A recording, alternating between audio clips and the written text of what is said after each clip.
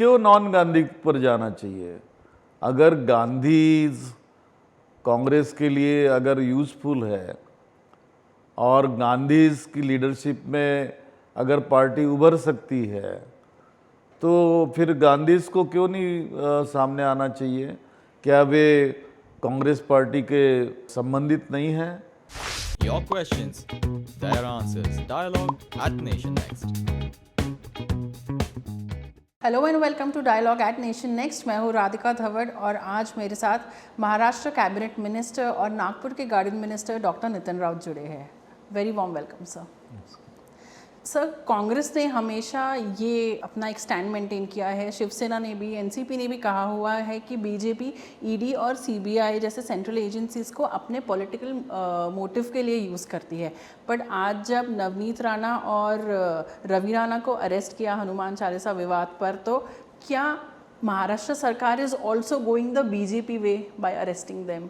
ऐसा कुछ नहीं है कि महाराष्ट्र सरकार बीजेपी जो कि कर रही है पूरे देश के अंदर, जिस प्रकार से ईडी, सीबीआई, एनआईए और अदर एजेंसीज जो है उनके नाम पर जो आतंक फैला रही है और महाराष्ट्र सरकार उसी तरीके से जाएगी, ऐसा कुछ उसमें नहीं है। सच बात तो ये है कि धर्म ये हर एक का व्यक्तिगत विषय हो सकता है, उसकी व्यक्तिगत श्रद्धा हो सकती है, वो सार्वजनिक किसी ने करना नहीं चाहिए। और जहाँ तक नवनीत राणा और उनके मिस्टर ने जो कुछ यहाँ जिस प्रकार से हनुमान चालीसा पढ़ने के बारे में बात की है, तो वे ज़रूर पढ़ सकते हैं, कहीं पर भी पढ़ सकते हैं, लेकिन प्रदेश के मुख्यमंत्री को आह्वान देना कि नहीं, मैं आपके घर के सामने ही हम पढ़ेंगे, ये कहीं तो भी एक प्रकार से चुनौती देने जैसा हुआ है और उसमें एक द्रोह करने जैसा, राष्ट्रद्रोह जैसा होता है। क्योंकि माननीय मुख्यमंत्री ये प्रदेश का नेतृत्व करते हैं और किसी ने भी इस प्रकार से कहना, और ख़ास करके लोक प्रतिनिधि ने चैलेंज देकर, आह्वान देकर ये बात रखना कि नहीं, हम आपके घर के सामने ही करेंगे, देखते हम कौन हमको रोकता है, तो फिर तो सरकार करके उनकी एक महत्वपूर्ण भूमिका हो जाती है। मुख्यमंत्री चाहे या ना चाहे, प्रशासन निश्चित रूप से यह चाहेगा कि किसी प्रकार से धार्मिक विवाद मुख्यमंत्री के घर के सामने ना बढ़े, ना उसको बढ़ावा दिया जाए, ना उसको फैलाया जाए। जबकि यह महीना रमज़ान ईद का महीना है, एक पाक महीना इसको समझा जाता है। सौभाग्य से आज अक्षय तृतीया भी है और ऐसे वक्त ये तमाम चीज़ें करना, एक विवाद को खड़ा करना इस प्रकार से होता है, इसलिए वो बात यहाँ पर की गई है। किसी प्रकार का आकस मन में रखकर या द्वेष मन में रखकर प्रशासन ने ये कार्रवाई नहीं की है। सर, प्रशांत किशोर के बारे में कहा गया था कि वो he is the only hope for the revival of Congress party, पर डिस्पाइट दैट कि कुछ वर्कआउट नहीं हुआ कांग्रेस में और प्रशांत किशोर में, वो अलायंस कुछ बनी नहीं। तो क्या लगता है आपको कि व्हाट वेंट रॉन्ग? क्या ऐसा था कि उन्हें इक्विवेलेंट टू गांधीज बनना था कांग्रेस पार्टी में? देखिए, कांग्रेस 150 साल पुरानी पार्टी है और 150 साल पुरानी पार्टी में कई बार उतार चढ़ाव आए हैं। प्रशांत किशोरी उसे बचा सकता ऐसा कुछ नहीं है। जब दिवंगत इंदिरा गांधी जी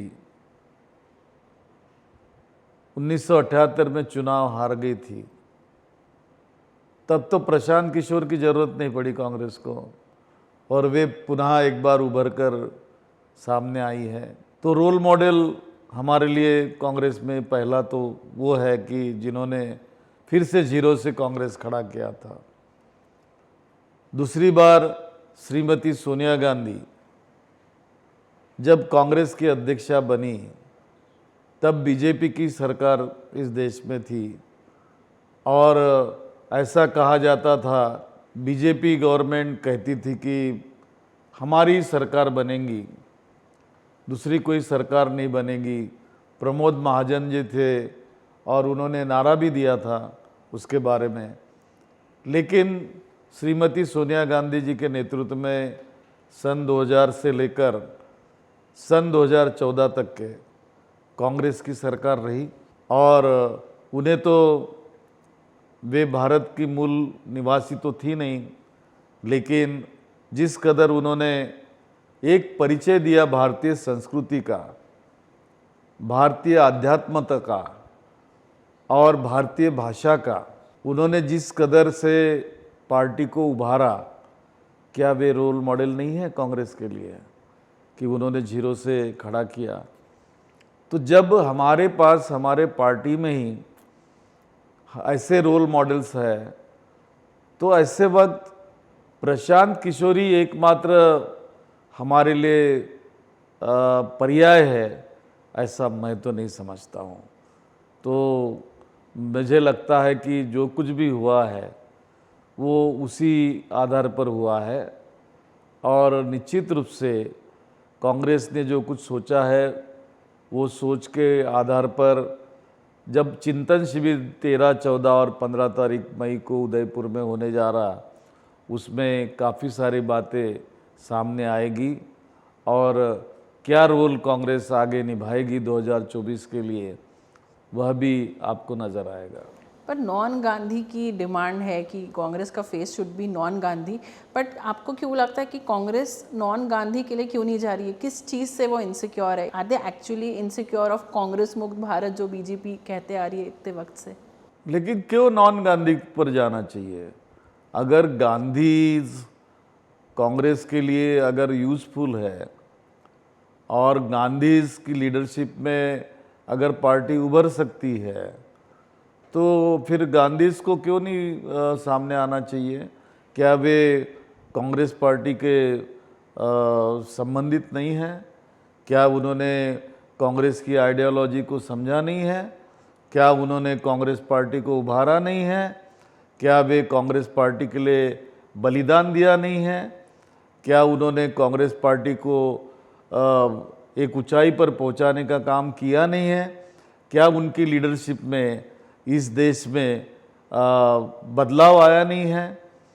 तो मैं तो यही कहूँगा कि गांधी के लीडरशिप में पूरे देश में जो बदलाव आया, तो पहला बदलाव तो ये आया कि जिस देश के अंदर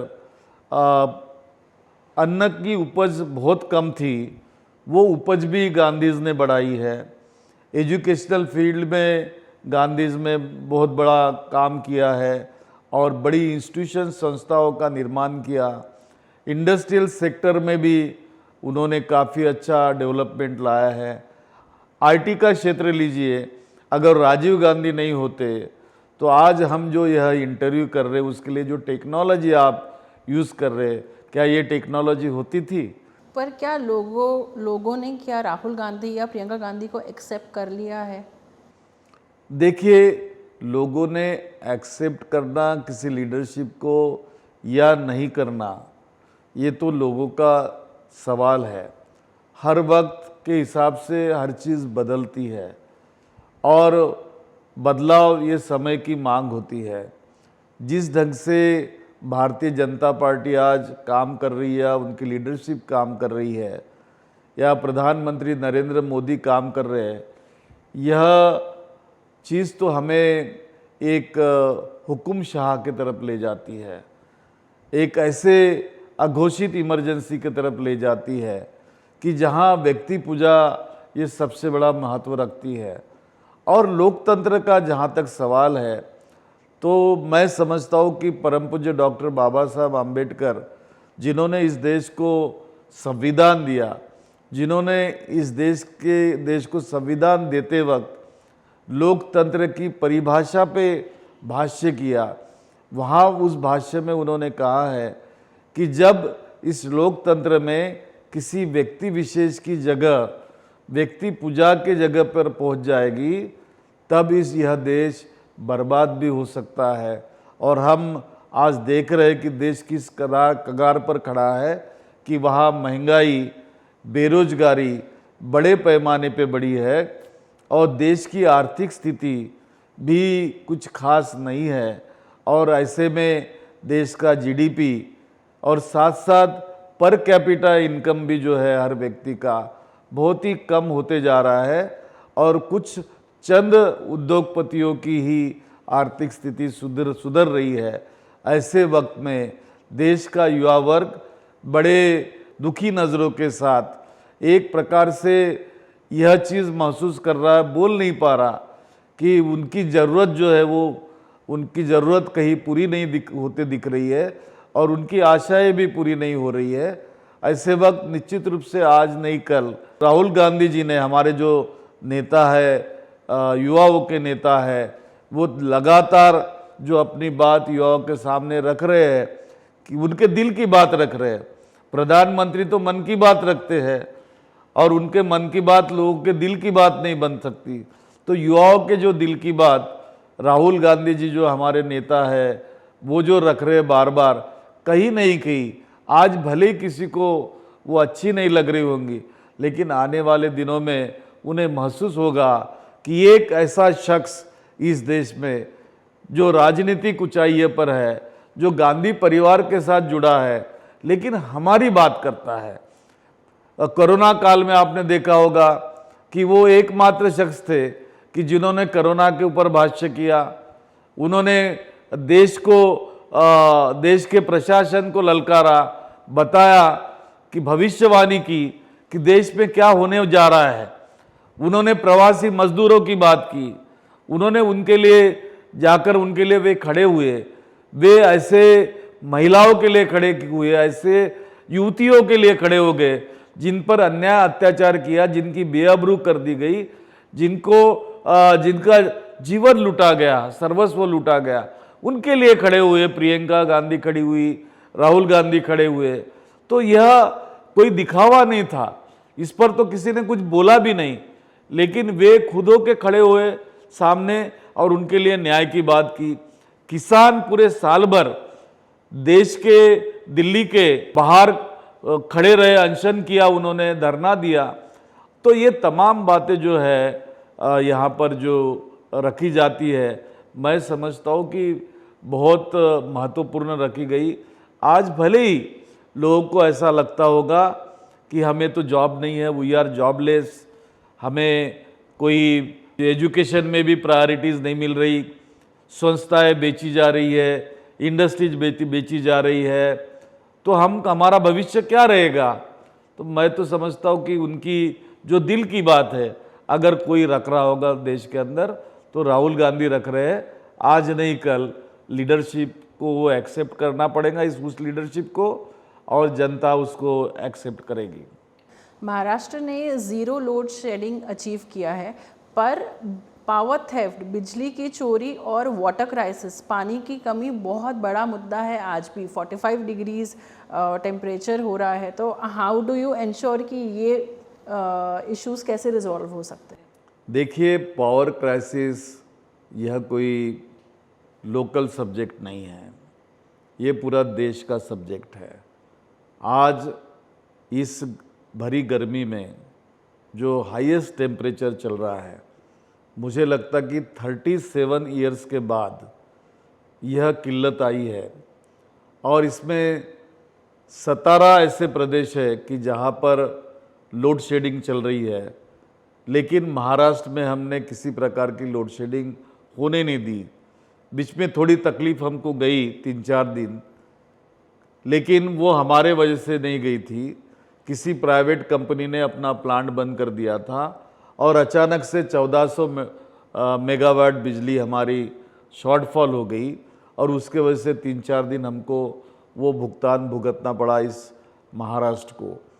लेकिन उनसे हमने बात की, वार्तालाप के जरिए, संवाद के जरिए उनके इश्यूज़ को एड्रेस किया और वे वापस अपने बात पर आए और उन्होंने सप्लाई शुरू किया। आज तकरीबन 14 दिन हो रहे हैं कि लगातार हम महाराष्ट्र को लोड शेडिंग मुक्त महाराष्ट्र बनाया है।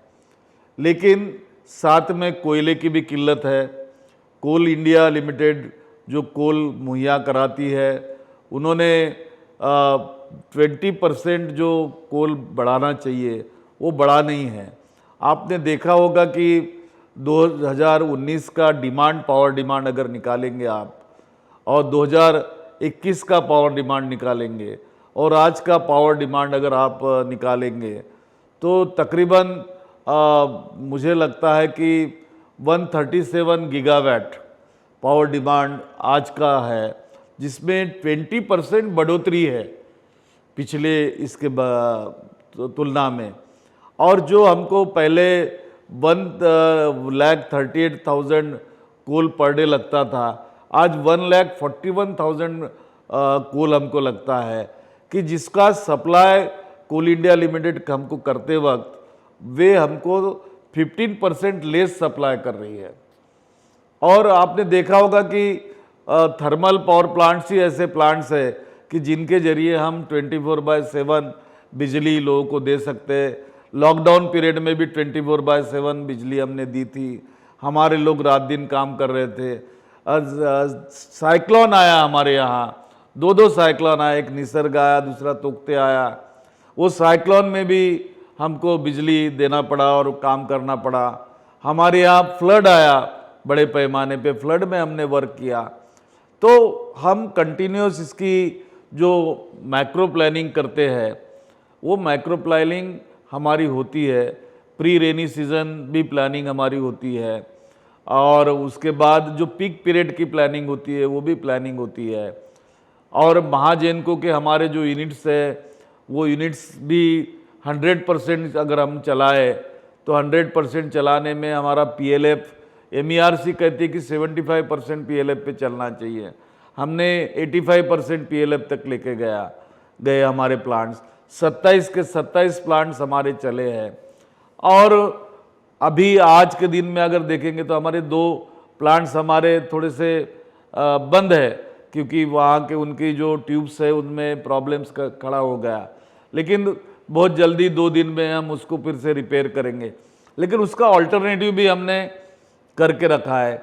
जितनी कंपनियों के साथ हमारे PPAs है, वो PPAs भी हमने वर्कआउट करके उसका भी प्लानिंग हमारा होता है। तो एक प्रकार से माइक्रो प्लानिंग करके रोज़ सुबह और शाम हम कंटिन्यूस हमारी यंत्रणा के साथ टच में रहते हैं। हमारा जो हेडक्वार्टर है, हेडक्वार्टर में हमारा कंट्रोल रूम है, हर डिस्ट्रिक्ट में हमारा कंट्रोल रूम है, कि कहाँ पर भी कहीं पर भी कोई भी अगर फेलियर होता है तो हमें तुरंत खबर होती है। आज जो डिमांड मार्केट की आ रही है, कल की डिमांड आप देखोगे तो 8,000 क्रॉस कर चुकी थी। लेकिन परसों जो डिमांड थी, क्योंकि 1 मई था तो 1 मई को इंडस्ट्रीज बंद थी, 24,000 डिमांड थी। तो ये जो उतार चढ़ाव आ रहा है, और इस उतार चढ़ाव में जो टेम्परेचर जैसा जैसा हाइक होगा, तो ये डिमांड 29,000 30,000 मेगावाट तक जा सकती है। मैं तो आपको बता दूं कि हिस्ट्री में पहली बार 3800 मेगावाट डिमांड मुंबई की बढ़ी है। हमारे महाराष्ट्र की भी डिमांड 29,000 तक के गई है। लेकिन ऐसे डिमांड में भी हमने काम किया है, हम काम कर रहे हैं। हमारे तीनों कंपनियां आज अच्छे ढंग से काम करके उनको गवर्नमेंट ऑफ इंडिया के और दीगर एजेंसीज के भी, इंटरनेशनल एजेंसीज के अवार्ड्स मिल चुके। कई हमारे जेनको को अवार्ड्स मिले, हमारे महाट्रांसमिशन को मिले, डिस्ट्रीब्यूशन कंपनी को मिले। डिस्ट्रीब्यूशन कंपनी इतनी कठिनाई से, फाइनेंशियल कठिनाई से जाते वक्त भी फाइनेंशियल प्लानिंग भी हमने किया हर कंपनी का। ऐसा नहीं कि उसमें ध्यान नहीं दे रहे। हमारा टेक्निकल प्लानिंग, हमारा फाइनेंशियल प्लानिंग, हमारा प्लांट वाइज प्लानिंग, और कोयला जहाँ जहाँ से हम लाते हैं हर पीठ पे हमारे अधिकारी बैठे हैं, कंपनी में अधिकारी बैठे हैं, और उनके माध्यम से हम प्लानिंग करके रूट के माध्यम से कैसा चलना, क्या चलना, कितने दिन का कोयला कहाँ होना चाहिए। आज एक ही प्लांट है जहाँ पे 1 दिन का कोयला है, 1-1.5 दिन का। बाकी सारे प्लांट्स में 2 दिन के ऊपर के कोयला हमारा है। और उसके लिए बरसात में भी हमको बचाना है कोयला। इंपोर्टेड कोल भी हमने परचेस करना चालू कर दिया है। तो हमारी काफ़ी माइक्रो प्लानिंग होते हुए डिस्कॉम ने 99% रिकवरी की है इस साल बिलिंग में, और आपको ताज्जुब होगा कि 76% बिलिंग ये ऑनलाइन हुआ है। इसका मतलब राजीव गांधी जी ने जो आईटी की नींव रखी थी उसका बेनिफिट हमारा देश उठा रहा है, और महाराष्ट्र उसका एक एग्जाम्पल आज बना हुआ है। नागपुर की अगर हम बात करें तो यहाँ पे कई लोगों का ये कहना है कि नागपुर में जितनी डेवलपमेंट पिछले 5 सालों में हुई है उतनी 15 इयर्स में भी नहीं हुई है। तो एज अ सीनियर लीडर आप कितने सहमत है इस स्टेटमेंट से लोगों के? पहली तो आपने इसके पहले सवाल पूछा था कि पानी की किल्लत, इस गर्मी में पानी की किल्लत का जो सवाल था, मैंने कल ही म्युनिसिपल कमिश्नर के साथ मीटिंग की है और उनको कहा कि नागपुर में सीमेंट रोड बन गए हैं, और सीमेंट रोड बनने से वाटर लेवल जो है, ग्राउंड वाटर लेवल, वो नागपुर की कम हो चुकी है, और कम होने की वजह से कुओं में पानी नहीं है। तो ऐसे वक्त हमने इमरजेंसी, हमारा प्लानिंग क्या होगा उसके लिए आपने तैयारी करके रखनी चाहिए, और वो तैयारी करके रखी है तो पानी का तो रिजॉल्व हुआ है। आपने कहा कि पिछले 5 साल में बहुत बड़ा प्लानिंग हुआ। लोगों को मेट्रो दिखती है, लोगों को बहुत सारी डेवलपमेंट दिखती है, तो लोगों को लगता है कि ये सब पहले क्यों नहीं हुआ? नहीं, लोगों को जो मेट्रो दिख रही है, लोगों ने ये पता करना चाहिए कि मेट्रो का जन्मदाता कौन है। मेट्रो का जन्मदाता तो लोगों के सामने आज बैठा हुआ है यहाँ पे आपसे बात करते हुए। तो मैंने अगर मंजूरी नहीं कराई होती, तब मैंने पुणे की मंजूरी नहीं कराई थी, पुणे की मंजूरी मैंने रुकवाई थी, और पृथ्वीराज चौहान जी मुख्यमंत्री थे, उनको कहा लास्ट कैबिनेट में कि आप पुणे की मंजूरी मत दीजिए, पहले नागपुर की मंजूरी दीजिए, और नागपुर की मंजूरी लिया, तब कहीं मेट्रो चालू हुआ। तो नागपुर मेट्रो का क्रेडिट बीजेपी को नहीं जाना चाहिए, ये आपको ऐसा लगता है? नहीं, क्रेडिट उनको एग्जीक्यूशन का है, क्योंकि मंजूरी तो मैंने दिया, जन्म दिया, लेकिन पाल पोष कर बड़ा तो उन्होंने किया है। मैं ऐसा नहीं कहता कि नहीं हुआ करके, उन्होंने निश्चित रूप से किया, लेकिन करते वक्त उन्होंने अगर अंडरग्राउंड मेट्रो अगर शहर में बनाई होती तो शायद इस देश के अंदर एक नया माहौल होता था, और tourism point of view Nagpur के अंडरग्राउंड मेट्रो देखने के लिए भी बहुत सारे लोग आए रहते, और नागपुर की ब्यूटी में भी 4 चांद लगे रहते। लेकिन उन्होंने ओवरहेड मेट्रो किया। जो हैप्पीनेस प्लेस, आपके जैसे यंग लड़कियां लड़के फ्रेंडशिप डे के दिन हैप्पीनेस प्लेस करके कहाँ जाते थे? बताइए कहाँ जाते थे? आप नागपुर की हो, लोग फुटाला जाते थे, फुटाला लेक। बहुत अच्छा सवाल आपने किया। क्या आज फुटाला लेक हैप्पीनेस प्लेस रहा? वहाँ तो बैरियर लग गया अभी विविंग गैलरी से के वजह से, और रोड बंद कर दिया गया। वहाँ न्यू ईयर की पार्टी मनाते थे बच्चे लोग, क्रिकेट मैच जीतते थे उसकी पार्टी मनाते थे, किसी का बर्थडे मनाते थे, शाम को फैमिलीज जाती थी, और फ्रेंडशिप डे का बड़ा प्रोग्राम होता था वहाँ पर। आज नागपुर में कोई हैप्पीनेस प्लेस रहा नहीं है। तो हमने हमारे शहर के यूथ को दिया क्या है? तो क्या यही डेवलपमेंट है 5 साल का? जिस डेवलपमेंट में नागपुर की ग्राउंड वाटर लेवल कम हो गई, क्या यही डेवलपमेंट नागपुर का कि जिसमें हैप्पीनेस प्लेस को रोक दिया गया? अभी कोई हैप्पीनेस प्लेस नहीं है लोगों के लिए। क्या नागपुर के युवा को लगता नहीं कि उनको रोजगार मिलना चाहिए? कितना रोजगार मिहान के जरिए लाया गया। चलिए छोड़ दीजिए, 5 साल राज किया है नागपुर का भूमिपुत्र, 5 साल मुख्यमंत्री रहा है। नागपुर का भूमिपुत्र पिछले 7.5 साल से केंद्रीय मंत्री है।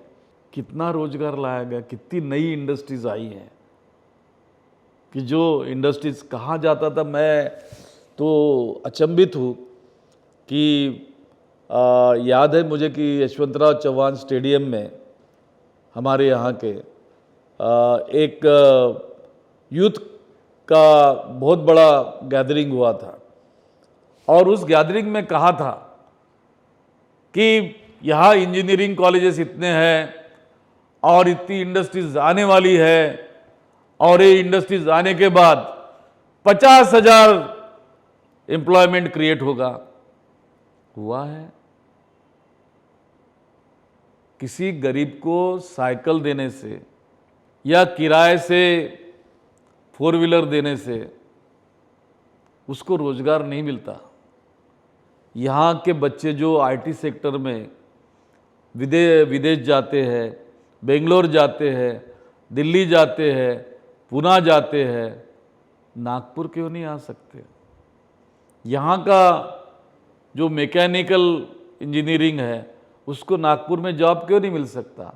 यहाँ का ऑटोमोबाइल इंजीनियर जो है उसको नागपुर में जॉब क्यों नहीं मिल सकता?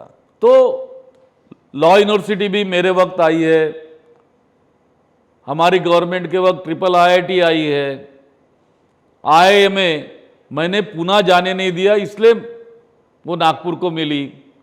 धन्यवाद देवेंद्र जी।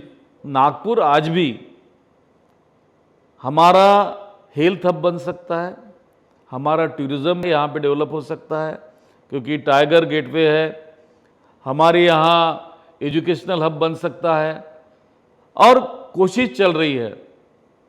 कोशिश नहीं चल रही है ऐसा नहीं, मुझे लगता है कि जो न्यू हमारे वक्त हमारी सरकार ने, कांग्रेस की सरकार ने ट्रिपल IIT लाकर, नेशनल लॉ यूनिवर्सिटी लाकर जो रखी थी, जो हमने IIM रोका था पुणे जाने से, जो नागपुर आ गया, उसके वजह से जो एजुकेशनल डेवलपमेंट हो रहा है।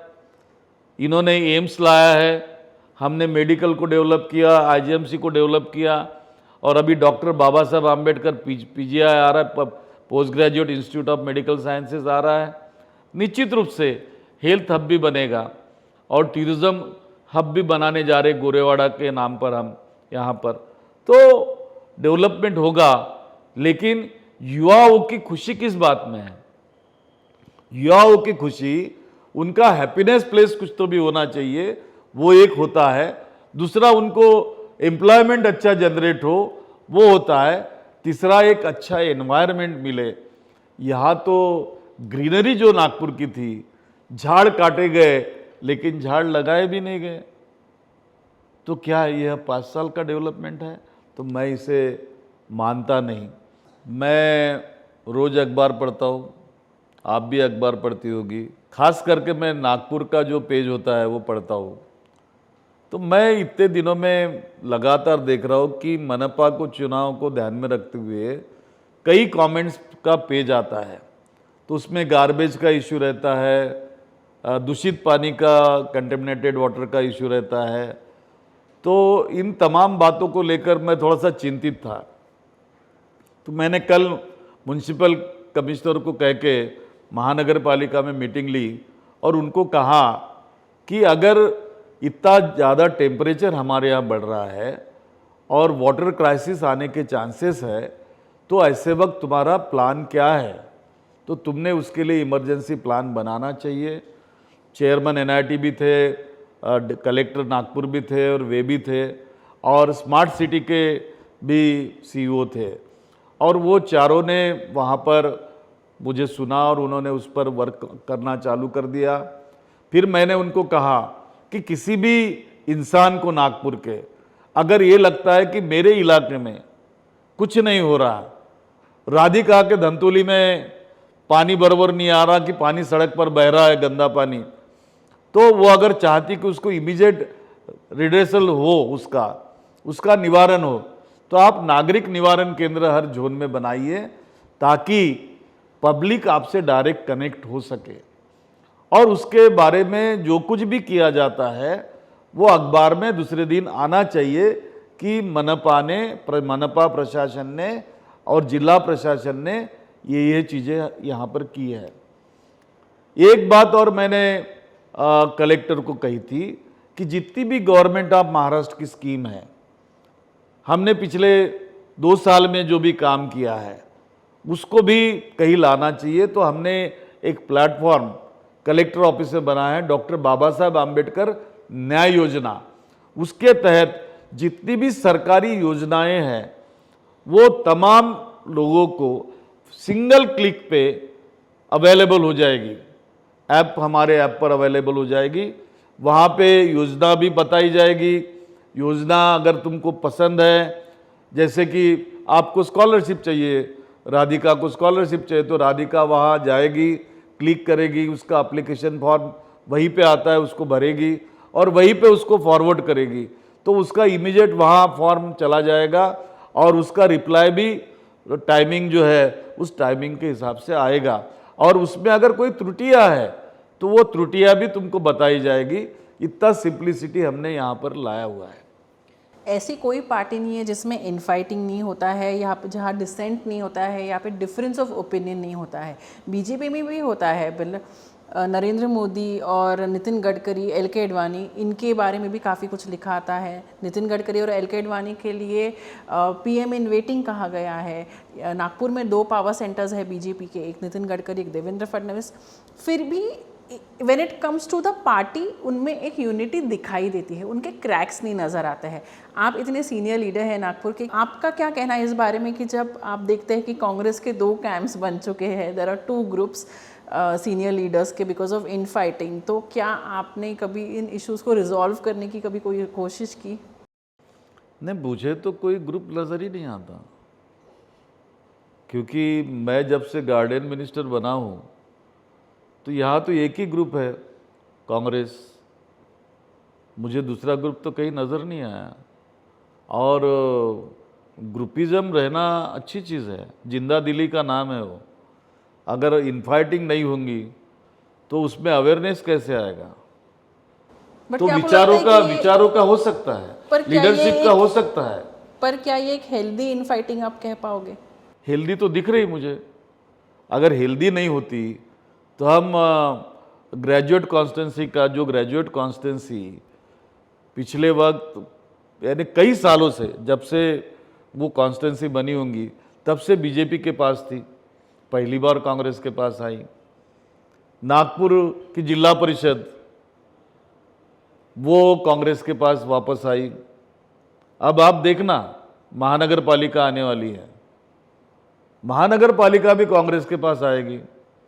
मुझे कोई इनफाइटिंग नज़र नहीं आ रही। Your son is now in active politics और बाकी भी सीनियर लीडर्स के जो बच्चे हैं वो भी एक्टिव पॉलिटिक्स में अभी आ रहे हैं, पर इन लोगों का आपस में एक बहुत अच्छा कॉर्डियल रिलेशन है और ये लोग अच्छे से साथ में काम करते हैं। पर क्या आपको लगता है कि कहीं ना कहीं उन्हें उस तरीके का सपोर्ट नहीं मिल पाएगा बाकी मेंबर्स? देखिए, जब बच्चा छोटा होता है तो वो माँ का आंचल पकड़ के चलता है, थोड़ा बड़ा होता है तो बाप की उंगली पकड़ता है।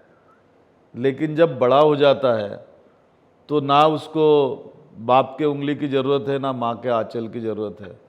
वो राधिका बन जाता है और इंडिपेंडेंटली वो वर्क करता है।